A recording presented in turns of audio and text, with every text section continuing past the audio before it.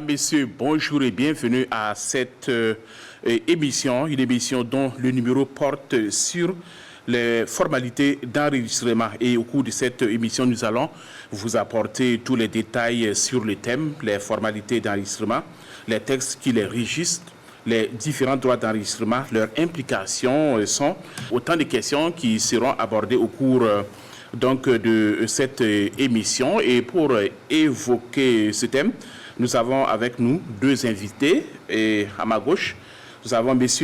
Alousseni Katra. Vous êtes le receveur adjoint des impôts de la direction des grandes entreprises. Et M. Moussa Zongo, le receveur des impôts de la direction des moyennes entreprises du centre 1. Alors, merci à tous d'avoir accepté notre invitation. Et pour commencer, je vous invite à suivre des interviews que nous avons réalisées sur le thème. Déjà, je pense que l'enregistrement, c'est une formalité très importante dans le but où elle a pour objet de donner une date certaine aux différents actes qui sont enregistrés. Et en fonction de la nature des actes, c'est une formalité, je dirais, indispensable pour la validité des différents actes. Puis toutes les conventions que j'ai eu à faire enregistrer, les délais qu'on m'a donnés étaient respectés. Cependant, je trouve ces délais, je dirais, un peu longs au regard, disons, de l'urgence qu'il y a dans les différentes conventions qui sont demandées à faire enregistrer. Voilà. Souvent, on a juste besoin de conventions immédiatement sur le champ pour pouvoir faire d'autres formalités après. Parlant des délais, j'aimerais d'abord parler du dépôt des conventions. Parce que les conventions, les dépôts ici, c'est de 8h à 10h. Ce qui veut dire que si tu viens après 10h, quand bien même ceux qui sont chargés de réceptionner les conventions et les actes pour enregistrement sont toujours là, ils ne vont pas réceptionner ton acte. Alors que bon, il y a quand même urgence. Voilà. Donc déjà peut-être étendre la durée de réception des dépôts et aussi essayer de traiter les demandes d'enregistrement dans le délai de 24 heures. Ce serait plus simple pour les contribuables. Et aussi, il y a une situation que j'ai vécue qui m'a un peu frustré.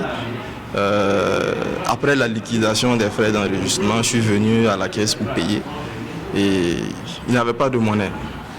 Je dis, mais madame, j'ai mon argent pour payer, mais vous n'avez pas de monnaie, je fais comment? Elle a refusé de prendre mon argent. J'étais obligé de sortir pour aller chercher la monnaie pour revenir, pour pouvoir payer. Voilà.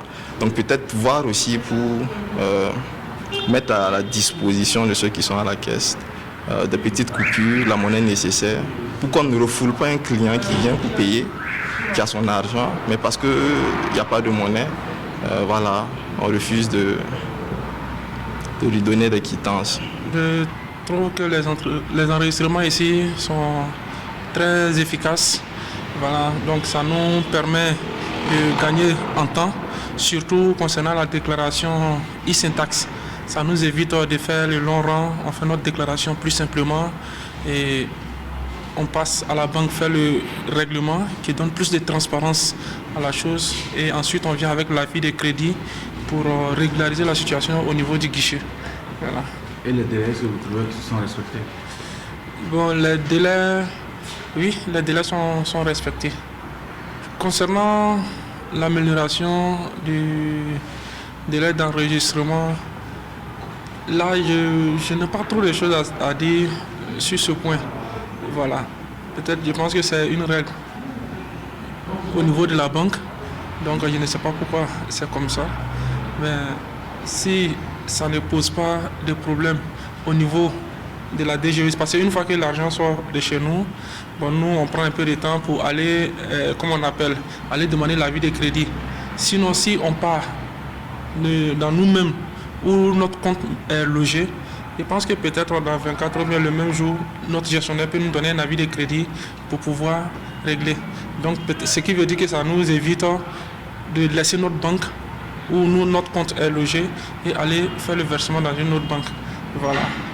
Donc, je propose, si tu as un compte bancaire, il faut aller directement déposer le chèque sur ton compte bancaire. Si vous n'avez pas de compte, donc je demande à tout contribuable de chercher à avoir un compte bancaire.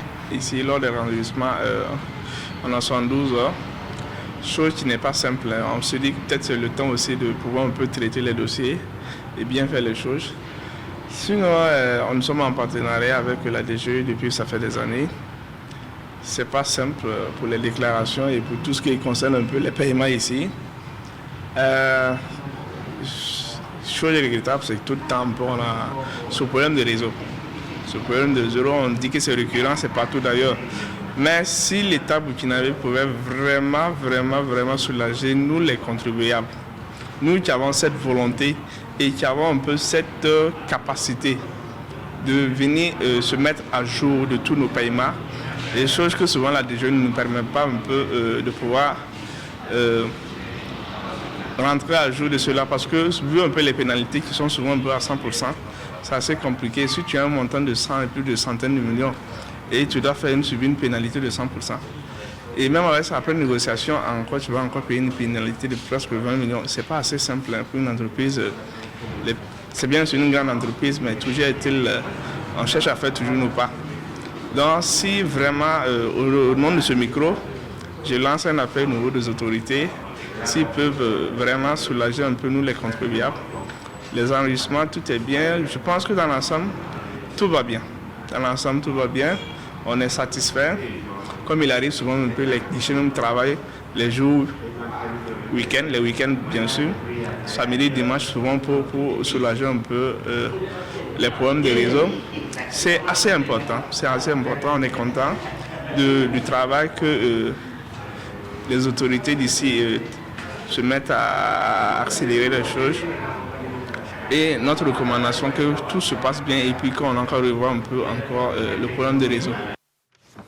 Alors, vous les avez entendus, voilà. Certains vous jettent des fleurs, mais ils posent quand même un certain nombre de problèmes, manque de célérité, problème de réseau. Voilà. Que réagissez-vous justement à ces propos des contribuables? D'accord, donc merci bien. Merci de nous recevoir et de nous permettre en tant que représentant de la DGI donc de nous adresser aux contribuables pour traiter d'un certain nombre de thématiques telles que aujourd'hui celle de l'enregistrement. Donc déjà, effectivement, le premier intervenant a évoqué le problème en tout cas de délai de traitement des actes. Qui est de 72 heures. Qui est de 72 heures. Okay. À la DGE, en tout cas, c'est 72 heures. Et on reçoit les actes donc de 7h30 à 10h pour nous permettre de traiter ces actes plus tard, après. Donc, on reçoit énormément d'actes. Par exemple, par semaine, on reçoit près de 300 à 400 actes enregistrés. Donc, il faut vraiment limiter le délai de réception pour pouvoir traiter ces actes-là. Donc, 300 à 400 pour un nombre d'agents assez réduit, ce n'est pas évident. Donc, c'est ça peut-être qui pourrait expliquer ce long délai. Mais cela va se résoudre parce que on est en train d'aller vers la digitalisation, même de l'enregistrement. Donc, une fois que ça c'est fait, je pense que tous ces problèmes seront derrière nous. D'accord. Voilà, alors, M. Songo, vous les avez entendus. Voilà. Qu'est-ce qu'il faut dire de ce qu'ils disent? Je crois que M. Katra a tout résumé. Mais j'aimerais revenir par rapport au délai. Oui.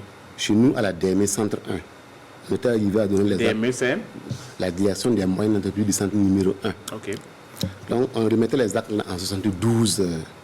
Mais avec les derniers mouvements de personnel, actuellement, nous sommes à minimum une semaine. Ça, c'est dû au fait que il y a le nombre des actes. C'est minimum 50 actes par jour. Et si vous prenez l'acte là, c'est minimum 4 exemplaires. Donc, ça fait un minimum autour de 200 signatures par jour. C'est vraiment énorme. Donc, ce qui va nous sauver, c'est au niveau des perspectives, on en reviendra. D'accord. Donc, c'est au niveau de la digitalisation de la procédure de l'enregistrement. D'accord. Alors, avant de poursuivre, il faut qu'on soit un peu clair. On va un peu éclairer les téléspectateurs. Qu'est-ce qu'il faut entendre par enregistrement? M. Katra. Alors, l'enregistrement, c'est à la fois une formalité qui consiste en l'analyse d'un acte ou d'une opération juridique qui va déboucher au paiement d'un impôt qu'on appelle communément droit d'enregistrement. Donc, ces actes-là seront enregistrés, pour utiliser le terme, dans un registre spécial qu'on appelle le registre des formalités. Donc, il faut, avant donc, de procéder à cet enregistrement, c'est-à-dire à cette transcription des éléments essentiels des actes et des opérations dans ce registre-là, il faut analyser donc l'acte en question pour savoir ce que c'est, quel est l'objet de l'acte en question, parce que, souvent, l'objet réel n'est pas l'objet qui est annoncé, qui est exprimé par les parties. Donc, il y a une analyse à faire pour arriver à isoler les éléments essentiels de chaque acte, de chaque opération juridique et de procéder à la transcription de ces éléments essentiels dans un registre spécial qu'on appelle le registre de formalités. Et ces mentions sont apposées sur l'acte en question. Et de cette procédure-là va résulter le plus souvent le paiement d'un droit, c'est-à-dire d'un impôt qu'il faut payer. Et ça coûte environ combien comme ça? Bon, il y a plusieurs quotités, il y a plusieurs tarifs si vous voulez, pour parler simplement. Il y a des droits fixes souvent qui sont payés. Le droit fixe, c'est un montant fixe, de 6 000 francs, il faut payer. Il y a des droits proportionnels. Il y a plusieurs tarifs à ce niveau. Il y a 3%, il y a 5%, il y a 8%. On en reviendra après dans le détail. Ensuite, il y a des droits progressifs aussi qui sont payés, notamment pour les mutations à titre gratuit. On verra ça plus tard. D'accord. Voilà un peu en résumé ce que c'est. D'accord, merci. Monsieur Songo, vous avez quelque chose à apporter? Oui, c'est la définition légale qu'il a donnée. OK. Définition qui se trouve à l'article 393 du Code général des impôts. Et je rappelle que le Code général des impôts, c'est la loi 058-2017-AN du 20 décembre 2017 qui est entrée en vigueur le 1er janvier 2018. Donc avant l'avènement du Code général des impôts, communément appelé CGI, c'était le code de l'enregistrement du timbre et des valeurs mobilières. C'est tout ce qu'il peut ajouter. Donc l'enregistrement, c'est une formalité fiscale qui débouche sur la perception d'un impôt. Mais exceptionnellement, il y a des actes qui auront la formalité, mais il n'y aura pas le paiement de l'impôt. C'est le cas des enregistrements gratis et visés pour timbre. D'accord. Alors, depuis quand est-ce que le Burkina est entré justement dans ce processus d'enregistrement? C'est assez récent? Oh, l'enregistrement, c'est un vieil impôt. Hein? OK. Voilà, c'est un vieil impôt que le Burkina a hérité du colon, de la colonisation. D'accord. Donc, alors, c'est un vieil impôt, c'est bien noté. Ouais. Alors, maintenant, on va passer à la présentation des régimes particuliers d'enregistrement. De quoi il s'agit, Monsieur Zongo? Oui, parlons des régimes particuliers de l'enregistrement. C'est-à-dire qu'avec l'article 394 du Code général des impôts, il y a pour les actes enregistrés, on peut les regrouper de deux parties. Donc, les actes qui sont obligatoirement soumis à enregistrement et les actes présentés volontairement. Mais la loi peut décider que, pour une raison ou une autre, pour des questions d'ordre social, pour éviter les doubles impositions, qu'un certain nombre d'actes ne seront pas soumis à l'enregistrement. Et la loi a pris le soin de les lister. On peut les retrouver au niveau de l'article 396 du Code général des impôts. Il y a toute une panoplie, toute une liste d'actes exemptés de l'enregistrement. Et pourquoi ces actes sont exemptés? Voilà, à quel moment on est exempté? Oui, c'est la loi qui en a décidé. C'est pour des raisons sociales. Vous allez voir que quand on veut voir, il y a par exemple les actes judiciaires, les jugements et arrêts concernant l'état civil des personnes et leur régime matrimonial, donc relatif à l'application de la réglementation de sécurité sociale, vous voyez, tout ça, c'est du social. Donc, il y a un certain nombre d'actes comme ça. Et il y a aussi en matière au niveau du droit des affaires. Donc, vous voyez que les actes de société aussi sont exemptés de droit d'enregistrement, mais là-bas aussi il y a des exceptions. S'il y a des apports, par exemple en nature, qui doivent faire l'objet de mutation, à ce moment, nous allons réclamer les droits de mutation. Donc ça, c'est l'exception de l'exception. D'accord. Voilà. Alors, M. Katra, certainement que vous avez quelque chose à ajouter par rapport à ce qu'il vient de dire. Je pense qu'il a tout résumé. Donc, il y a les actes qui sont exemptés de la formalité. Parce qu'il faut dire déjà que les actes qui sont soumis à l'enregistrement sont nominativement cités dans le code des impôts. Et les actes aussi exemptés, c'est-à-dire des actes qui normalement sont dans le champ d'application de la TVA, de l'enregistrement, mais exceptionnellement, pour des motifs que mon collègue a donné tout à l'heure, des motifs sociaux et autres, ou des motifs ou lorsque ces actes l'enregistrement des actes ne présente pas un intérêt particulier pour l'administration fiscale, en termes de renseignement fiscal. Donc, il y a ces actes qui sont exemptés, qui sont listés dans le CGI. Ensuite, il y a les actes enregistrés gratis aussi. Ces actes-là sont soumis à la formalité. C'est-à-dire qu'ils doivent être soumis à la formalité, sont enregistrés, mais il n'y a pas de droit à payer. Il n'y a pas de droit à payer. Généralement, pour ces actes-là, c'est vraiment dans le but, en fait, d'avoir les renseignements nécessaires au contrôle de certains impôts, comme l'IS, comme la TVA, etc., que la loi les soumet à l'enregistrement quand même s'il n'y a pas un droit à payer, il n'y a pas un impôt à payer. Ensuite, il y a les actes à enregistrer en débet. Les actes enregistrés en débet, ce sont des actes qui sont soumis à la formalité. Les droits sont liquidés, mais payés plus tard. L'exception qu'on a, c'est les marchés sur financement extérieur. Les marchés sur financement extérieur, c'est-à-dire les marchés publics de l'État, qui sont financés par des bailleurs, des partenaires étrangers, qui financent donc par des dons ou par des prêts. Ces marchés-là, les bailleurs ne souhaitent pas nous aider et financer indirectement le budget de l'État, payer des impôts. Donc, pour ne pas justement gréver aussi le coût des projets qu'ils financent. Voilà. Donc, l'État a accordé cette exonération-là, enfin, pas une exonération en tant que telle, mais c'est l'État qui va supporter ces droits en lieu et place donc du contribuable, voilà, donc du bailleur de fonds. Voilà. Donc, il y a ces actes qui sont enregistrés en débet aussi. Donc, c'est essentiellement ce que je peux ajouter pour ce qui est des régimes. D'accord. Mais où se font les différents enregistrements? Alors, l'enregistrement se fait dans une recette des impôts. La recette des impôts, c'est un service, c'est un des services de nos unités de recouvrement. Parce que nous avons dans chaque arrondissement, la DGI a suffisamment déconcentré ses services. Dans pratiquement chaque arrondissement, il y a une DCI, une direction donc le centre des impôts, proche donc des contribuables.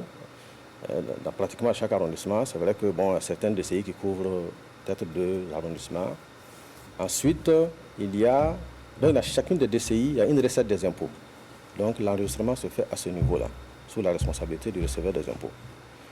Ensuite, il y a la direction des moyennes entreprises qui ont une compétence sur un segment précis des contribuables. Voilà, donc généralement, c'est plus de contribuables qui ont un chiffre d'affaires de 50 millions et inférieur ou égal à 1 milliard. Donc, il y en a 4 actuellement à Ouagadougou. On a une direction des moyennes entreprises à Bobo-Dioulasso. Donc, dans chacune de ces directions aussi, il y a une recette des impôts qui a compétence donc, pour enregistrer donc, les actes pris par ces contribuables. Ensuite, il y a donc la direction des grandes entreprises qui a une compétence nationale sur une catégorie, les grandes entreprises, les grandes catégories de contribuables qui ont un chiffre d'affaires de plus d'1 milliard, 1 milliard et plus. Donc voilà un peu ce que je peux dire sur cette question. D'accord, cela veut dire que c'est à Ouagadougou et à Bobo-Dioulasso qu'on puisse faire enregistrement. Non, je parle justement des DCI, c'est Ouaga et Bobo. Ok. Effectivement, quand on est à Ouaga, je vais dire, où est-ce qu'on peut se faire effectuer des enregistrements? Dans les provinces, on a les directions provinciales. Ok. La direction provinciale des impôts. Dans chacune de ces directions provinciales aussi, il y a une recette des impôts où l'enregistrement se fait. D'accord. Oui, allez-y, précisons. Je voudrais ajouter qu'ici, c'est ce qu'on appelle le bureau compétent, ou le service des impôts compétent pour recevoir les actes à enregistrer. Donc, vous allez, comme ce qu'il a eu à le dire, Ici, ce serait en fonction aussi de la nature des actes. Si vous prenez par exemple les commandes publiques, donc le contribuable attributaire du marché doit aller enregistrer sa commande publique dans son service gestionnaire de son dossier fiscal. Si vous prenez par exemple les actes portant mutation, que ce soit mutation de propriété, mutation de jouissance des biens immeubles, c'est le service des impôts de lieu de situation de l'immeuble qui doit recevoir les actes là pour enregistrement. Donc on a essayé de quadriller le territoire, comme ce qu'il a dit à Ouagadougou. Il y a les directions des centres des impôts. En province, c'est la direction provinciale des impôts, plus les directions des moyennes entreprises et plus la direction des grandes entreprises. D'accord. Alors, il y a on a plusieurs types d'actes à soumettre justement à la formalité d'enregistrement. Voilà, M. Zongo, vous êtes receveur des impôts à la direction des moyennes entreprises, Ouaga Centre. Alors, parlez-nous de ces différents actes-là. Ouais, donc, on avait effleuré un peu la question. Oui. Donc, ces actes, on peut mettre ces deux catégories d'actes. Okay. Il y a des actes obligatoirement soumis à la formalité de l'enregistrement et il y a les actes qui sont volontairement présentés. Donc, au niveau des actes qui sont obligatoirement soumis, on les a cités. Il y a par exemple les mutations d'immeubles ou des droits immobiliers. Il y a les baux, les contrats de location. On a les commandes publiques, les mutations à titre gratuit, c'est-à-dire les donations, les mutations pour cause de mort. Il y a les actes judiciaires, les actes de société, sous réserve qu'il y ait une exemption ou une exonération. Donc, et si on reçoit un acte, donc, si le contribuable a un acte, il doit savoir est-ce que mon acte est obligatoirement soumis à l'enregistrement, oui ou non. Donc, si l'acte est obligatoirement soumis à l'enregistrement, il a l'obligation de présenter l'acte maintenant à la formalité. On verra d'ici là le délai imparti. Mais comment il pourra savoir qu'il a l'obligation d'enregistrer? Ou bien il faut forcément venir au service des impôts pour justement avoir des précisions? Oui, il peut venir, aussi là des doutes, il peut venir au service des impôts. Okay. Je dis même au service des impôts, on peut recevoir un acte, on peut faire 2-3 jours en train de fouiller pour voir est-ce que l'acte est obligatoirement soumis à l'enregistrement. Parce qu'au niveau du Code général des impôts, les actes là ont été listés. Mais quand on reçoit l'acte, il faut avoir des compétences, ou en tout cas avoir recours à d'autres instruments juridiques pour pouvoir qualifier l'acte. Et pour pouvoir donner la vraie nature de l'acte, il faut qu'on puisse qualifier l'acte pour donner, en tout cas, pour savoir si l'acte est obligatoirement soumis ou pas. Donc, si le contribuable a des difficultés, il peut se rapprocher de son service gestionnaire pour avoir de plus en plus d'informations. D'accord. Alors, M. Katra, par rapport aux différents actes, qu'est-ce qu'il faut ajouter? Bon, je pense qu'il a tout dit. Hein. Il faut dire que, comme il a dit, il y a les actes qui sont soumis à l'enregistrement. Il y a aussi certaines opérations juridiques qui ne sont pas forcément constatées par des actes, mais que les contribuables doivent déclarer obligatoirement. C'est-à-dire, normalement, par exemple, les mutations d'immeubles, les baux, les locations. Souvent, on peut prendre une maison en location, mais il n'y a pas un contrat qui est écrit. Mais la loi fait obligation de rédiger un contrat à cet effet-là. Notifier. Ils doivent rédiger un contrat de bail. Okay. Les parties doivent rédiger un contrat de bail. Par exemple, pour le contrat de bail. Donc, il y a ces actes-là, ces opérations juridiques-là, qui ne sont pas a priori comme ça matérialisées par des actes, mais qui doivent faire l'objet, à défaut d'actes rédigés, de déclarations en tout cas, par les parties et le paiement des droits, donc les droits dus. Voilà, donc c'est ce que je peux ajouter par rapport D'accord. aux actes. Il a listé, il a listé un peu les actes qui sont assujettis à l'enregistrement. Voilà, donc ces actes-là. D'accord. Alors, on parle souvent, voilà, des droits d'enregistrement. Voilà, j'ai envie de savoir de quoi il s'agit également. Monsieur Zongo. Merci. Donc, les droits d'enregistrement, c'est en réalité l'impôt perçu à l'issue de la formalité de l'enregistrement. Et cet impôt, il peut se décliner en 3 types. Il y a ce qu'on appelle les droits fixes. Le montant, il est fixe, on dit 6 000. Après le droit fixe, il y a le droit proportionnel, Quand on prend par exemple les commandes publiques, le taux est de 3%, appliqué au montant hors taxe du marché. Ça, c'est le droit proportionnel. Pour les contrats de location, ça fait 3% et 5%, en fonction de l'usage. Et en plus du droit proportionnel, il y a les droits progressifs. Les droits progressifs, c'est l'exemple des mutations par mutation à titre gratuit, c'est-à-dire les donations et les successions.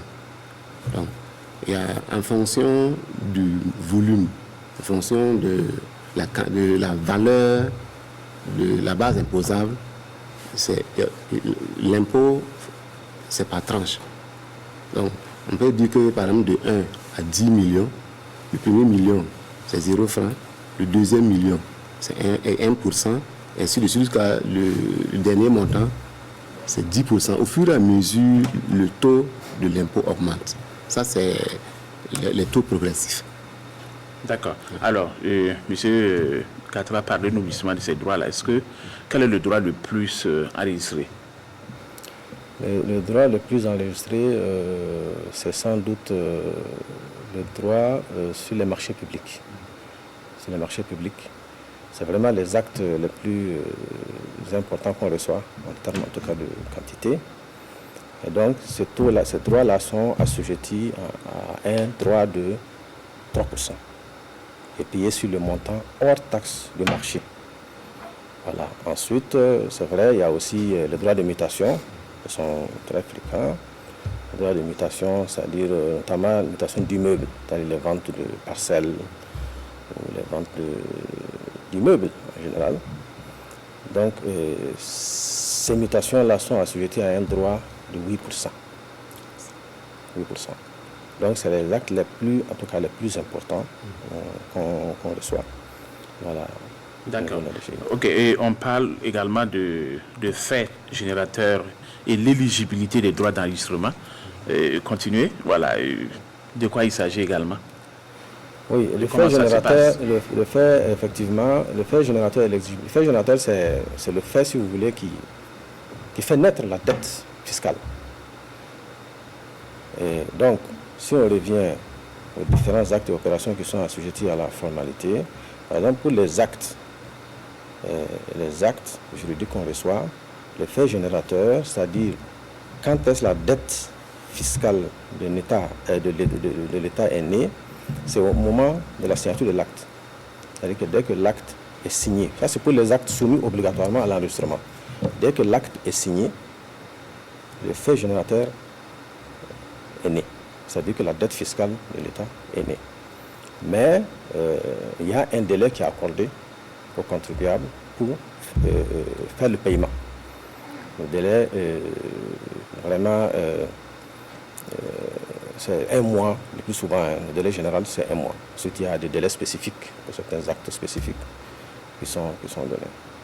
Donc, pour les opérations juridiques, par exemple, une mutation du meuble, le fait générateur, c'est le transfert de propriété. C'est-à-dire, dès qu'il y a transfert de propriété, il y a le fait générateur naît en ce moment. Même si l'acte est rédigé plus tard, mais donc la dette de l'État est née à partir du moment où il y a eu ce transfert de propriété. Transfert de propriété, c'est-à-dire, par exemple, vous achetez une maison ou vous prenez une maison en location. Le premier mois, dès que vous prenez la maison, par exemple, en location, le 1er janvier, par exemple, le fait générateur est né. Même si vous rédigez l'acte plus tard, le fait générateur est né le 1er janvier. Vous devez payer donc les droits d'enregistrement au plus tard, 30 jours plus tard, au plus tard, fin janvier. Voilà un peu ça, le fait générateur. D'accord, si je prends par exemple Là, exceptionnellement, par exemple, pour les marchés publics, le fait générateur, c'est pas la signature de l'acte, mais la notification du marché à l'attributeur donc, de ce marché-là. D'accord. Si je prends par exemple l'exemple des contrats de bail, c'est de quelle valeur à quelle valeur? Ou même quelqu'un qui prend une maison en location à 10 000 à 15 000 doit aller justement, il doit avoir un acte d'enregistrement? Absolument. Absolument. Mais est-ce que c'est effectif?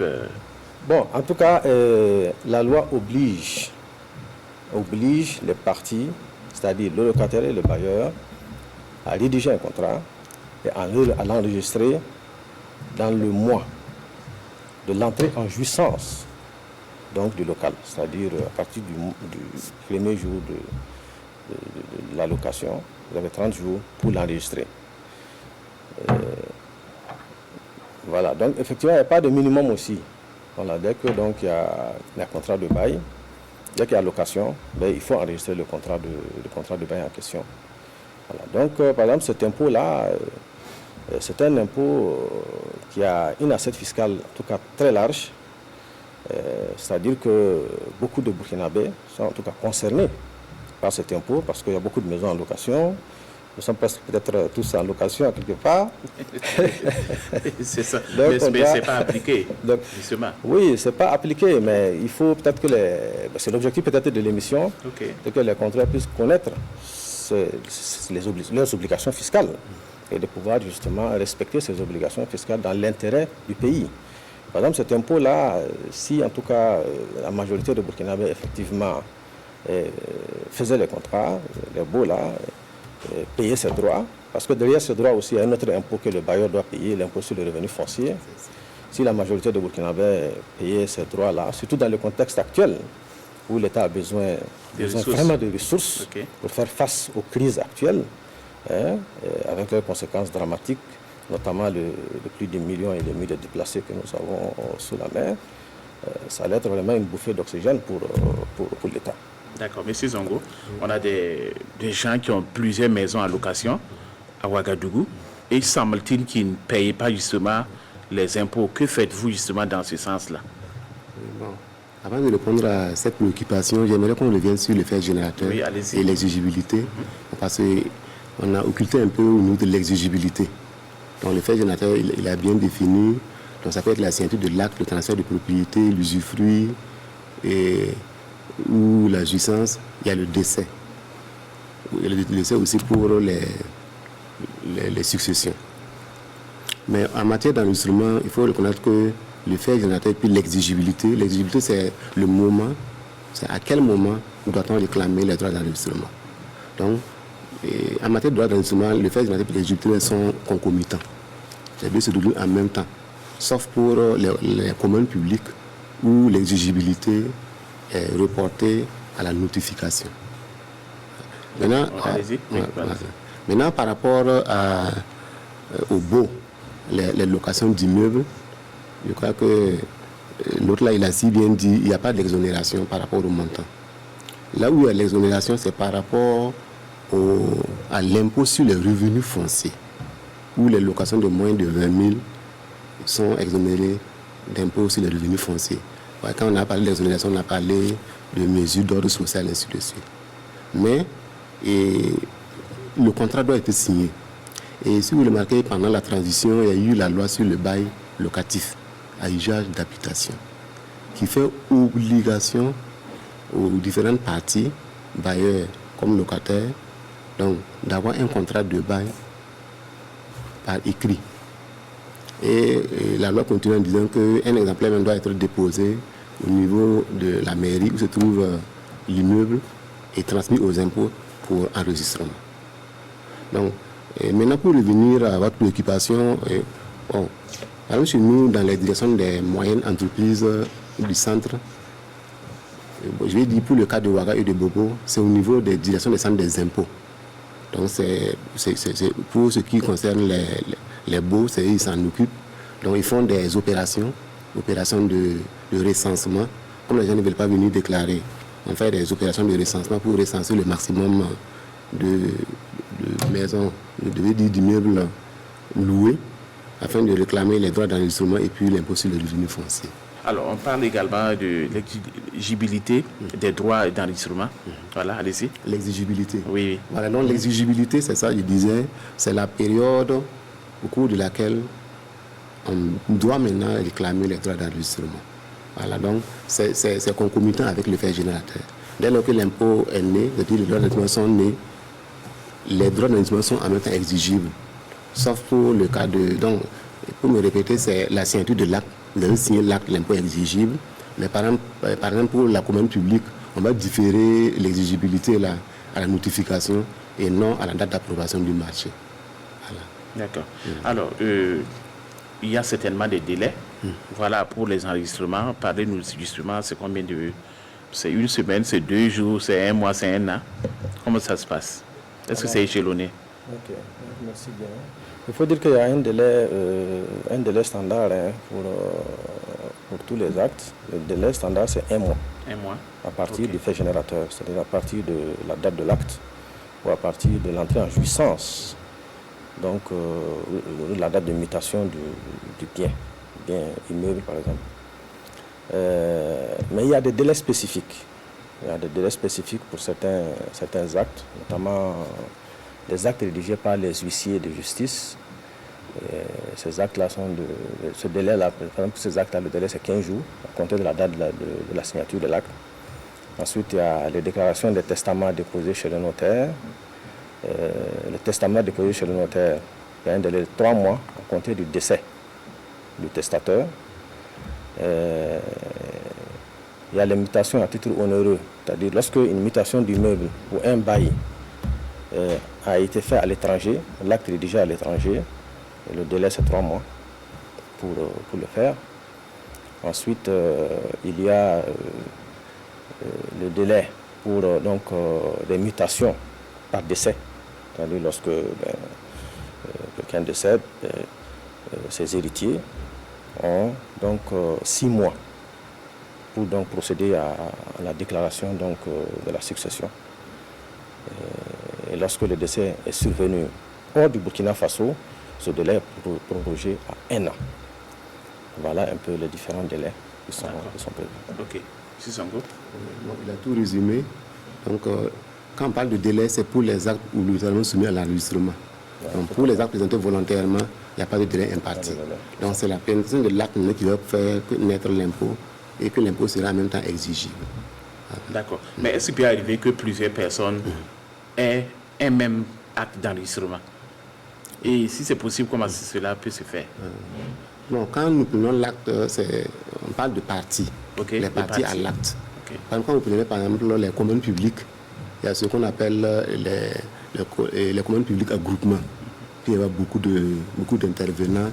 Mais nous, on regarde, comme ce qu'on avait dit, on regarde la nature de l'acte pour savoir c'est quel droit à appliquer. Et puis, bon, le tour est joué. On ne regarde généralement pas les parties au niveau de l'acte. D'accord. Et maintenant, dites-nous, est-ce que ça concerne ceux qui vivent seulement en ville ou quelqu'un, par exemple, qui vit à une localité très reculée, a également obligation, justement, de faire des enregistrements? Monsieur Katra? Oui, bon, c'est une obligation fiscale qui incombe à tous les citoyens. Qui incombe à tous les citoyens. D'ailleurs, partout où on est, il y a un service des impôts, quelque part, pas loin. Notamment les chefs-lieux de communes, en tout cas urbaines. Même dans les communes, certaines communes rurales, on a des antennes fiscales qui sont là. Donc la DGI est vraiment très proche des citoyens. Voilà, donc partout où on est, si on a effectivement un acte qui est assujetti à l'enregistrement, ou qu'on a réalisé une opération qui est juridique qui est assujettie à l'enregistrement, on doit approcher le service compétent et procéder donc à l'enregistrement et au paiement des droits éventuels qui en résulteraient. D'accord. Et quels sont les effets juridiques justement d'un acte qui est soumis à l'enregistrement?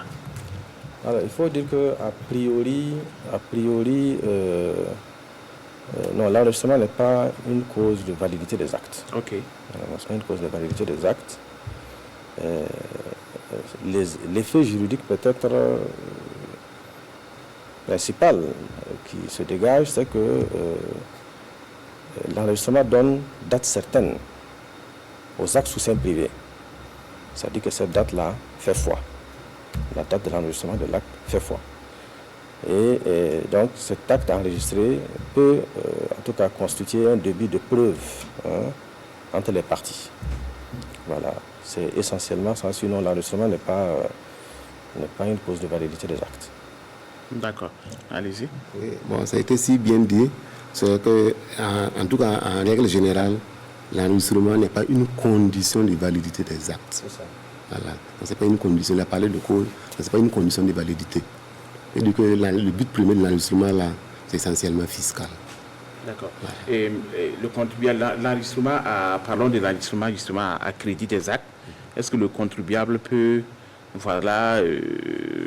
enregistrer justement dans ce sens-là? Est-ce que c'est possible? Bon, pour le moment, en l'état actuel de la législation, c'est les commandes publiques sur le financement extérieur, dont la convention du financement indique expressément que les droits d'enregistrement seront pris en charge par l'État. Si ce n'est pas ça, il n'y a pas d'enregistrement en crédit. Et nous, on parle d'enregistrement en DB. Voilà. Mais là, c'est-à-dire on a différé l'exigibilité et le contribuable paye un forfait et c'est à l'État maintenant de supporter les droits d'enregistrement à 3%. Okay. Quelles sont les sanctions justement encourues par les contrevenants justement à l'enregistrement des actes? Oui, effectivement, lorsqu'un acte n'est pas enregistré dans les délais, ou lorsqu'il n'est pas du tout présenté à la formalité de l'enregistrement, il y a des sanctions. Il y a des sanctions qui sont prévues. Ou lorsque l'acte est présenté à l'enregistrement dans les délais, mais que à l'analyse, il ressort que la valeur qui est déclarée est inférieure à la valeur vénale du bien. Il y a des sanctions. Alors, d'abord pour les actes présentés en retard, c'est-à-dire présentés hors délai, enregistrement, effectivement, il y a une sanction, il y a une pénalité, une majoration de 25% qui est appliquée, avec un intérêt de retard de 1% par mois ou fraction de mois de retard.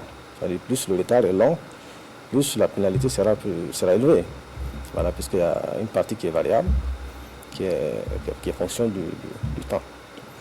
Donc, il y a maintenant, lorsque l'acte est présenté effectivement, mais qu'à l'analyse, il ressort que la valeur qui est déclarée est inférieure à la valeur vénale, c'est-à-dire la valeur du marché.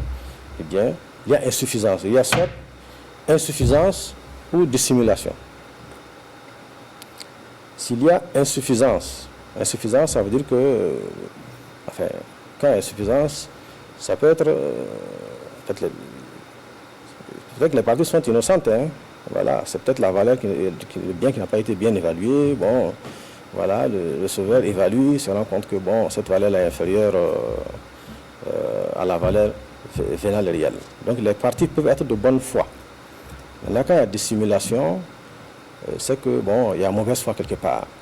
Donc à ce moment, la sanction est encore plus lourde. Lorsqu'il y a donc insuffisance, c'est la même pénalité qui est appliquée, la majoration de 25%. Et lorsqu'il y a dissimulation, la pénalité est encore plus élevée, c'est-à-dire que le vendeur paye 50% même de la valeur reconstituée du bien. 50% de la valeur même reconstituée du bien. 50%, c'est assez énorme. C'est assez élevé. Donc, à ce moment, il y a mauvaise foi. Ça veut dire qu'il y a une dissimulation. Et il y a la sanction encore plus grave lorsque l'administration découvre après qu'il y a un acte qu'on appelle contre lettre, un acte qui est caché. En réalité, ce n'est pas l'acte véritable qui a été présenté à l'administration. À ce moment, la pénalité fait 200%. D'accord. Donc voilà un peu. Alors, il a parlé de sanctions. Voilà, j'aimerais savoir quelle est la nature justement de ces sanctions-là. Nous parlons de pénalités. Ok, c'est seulement les pénalités. C'est seulement des pénalités, mais il y a des amendes aussi. Ok. Voilà. Et j'aimerais qu'on revienne par rapport aux actes présentés en retard. Alors que là-bas aussi la législation a évolué. Donc avant l'adoption du CGI, c'était 100% de pénalité. Les droits simples dus correspondent en même temps au montant de la pénalité. Mais à l'adoption du CGI en 2018, le taux a été ramené à 50%. Et après, on a fait une révision pour ramener ce taux actuellement à 25%, plus un intérêt de retard de 1% par mois ou fraction de mois de retard. Parce que dans l'élément qu'on a suivi au début, il y a un qui parlait de 100%.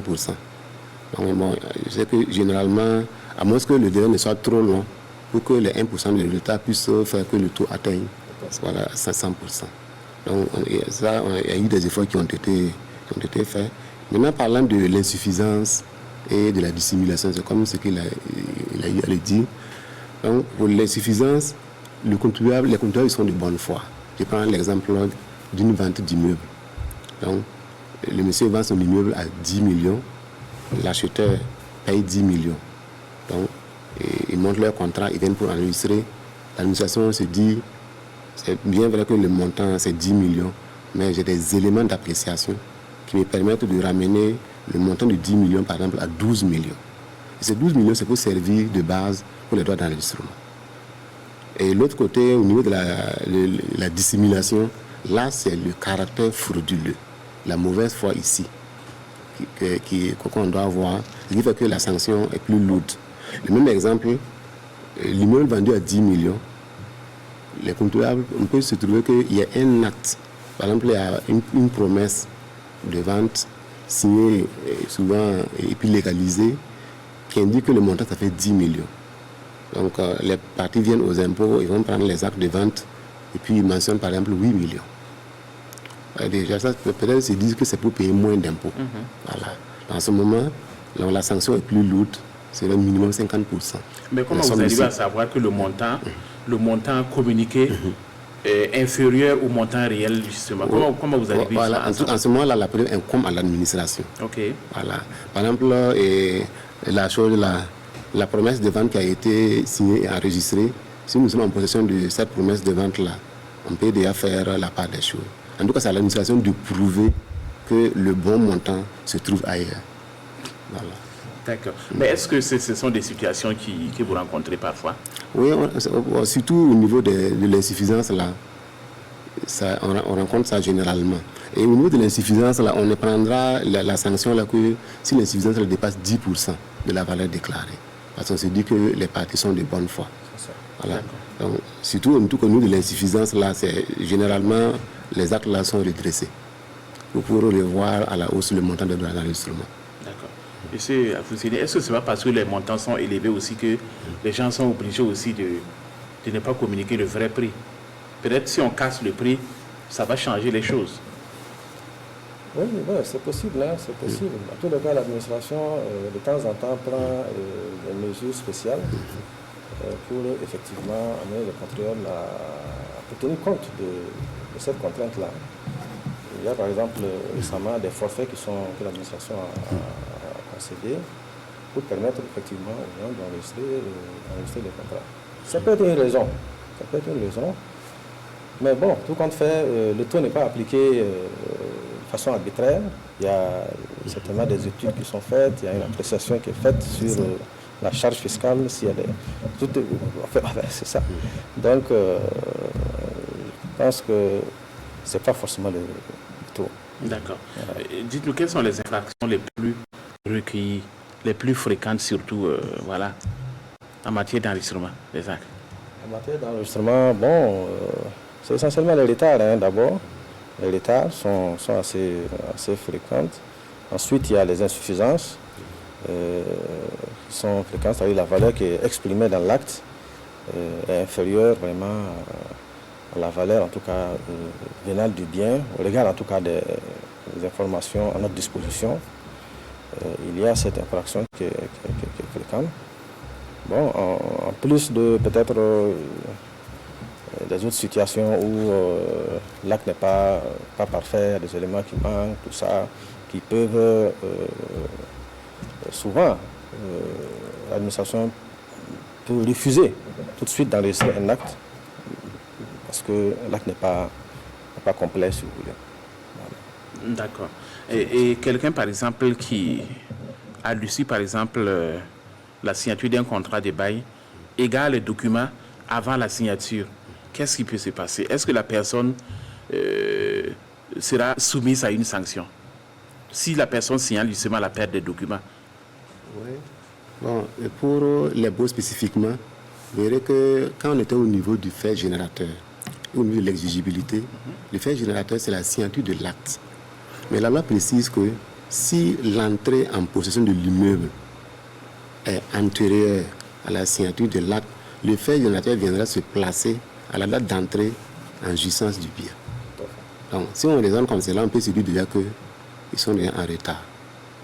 Et on se dit aussi, au niveau de la loi, il est permis que, même sans contrat de bail, on puisse remplir des déclarations pour qu'on puisse liquider les droits d'enregistrement et procéder à la liquidation aussi de l'impôt sur le revenu foncier. D'accord. Alors, nous allons aborder les perspectives, certainement. On a entendu dans les interviews, dans l'élément que vous avez suivi en début d'émission, les gens qui se plaignent un peu, voilà, des retards, manque de célérité, tout ça. En perspective, qu'est-ce que vous comptez faire? Est-ce qu'il y a des réformes qui sont en vue pour justement essayer de jouer sur ces faits? Oui, tout à fait. Effectivement, ce délai-là, ces plaintes-là sont récurrentes. Bon, c'est une situation aussi qui est là, le fait que, bon, on n'a pas suffisamment de personnel au regard du volume du travail.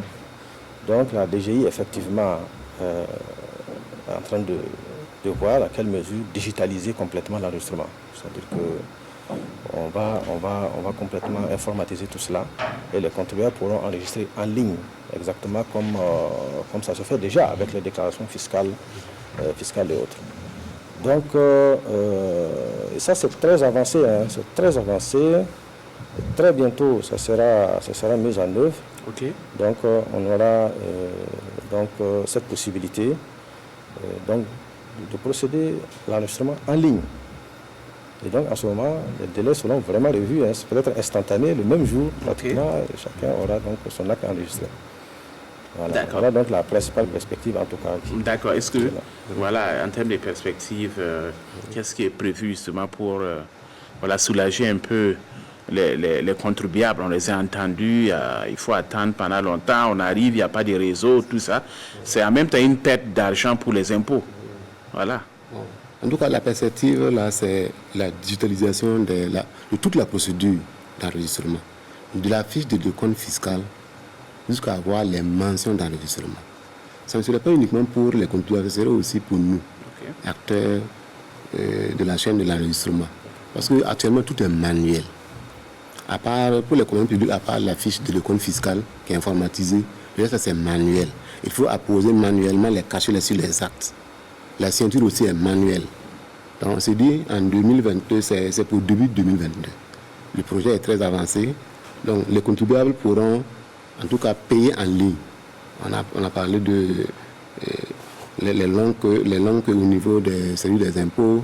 Le contribuable pourra payer en ligne comme ce qui se fait actuellement pour les déclarations. Donc il fait sa demande d'enregistrement en ligne. Il reçoit ses mentions d'enregistrement en ligne. Et ça sera à partir de quand, tout ça?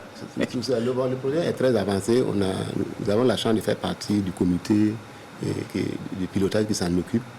Donc, on s'est dit que d'ici fin janvier 2022, ça doit pouvoir aller. D'accord. Voilà. Votre dernier mot en même temps, nous sommes à la fin de l'émission. Dans quelques secondes, qu'est-ce qu'il faut dire? Bon, il faut ajouter. Ouais, donc, j'aimerais qu'on revienne par rapport au délai.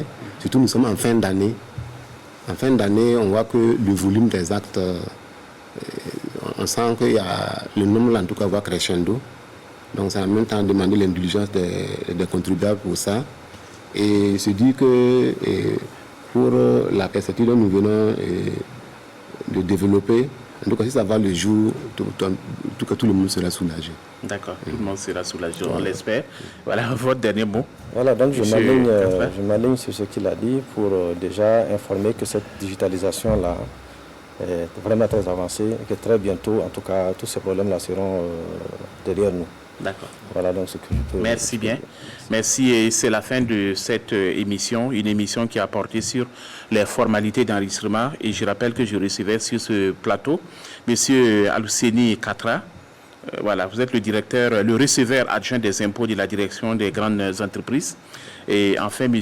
Moussa Zongo, le receveur des impôts de la direction des moyennes entreprises du centre 1.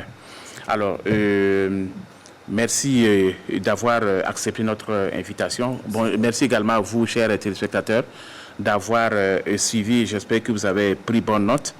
Et voilà, à très bientôt. Rendez-vous le mois prochain pour le prochain numéro de l'impôt au FASO. En attendant, passez un excellent moment en compagnie de la chaîne au cœur des grands événements. Au revoir.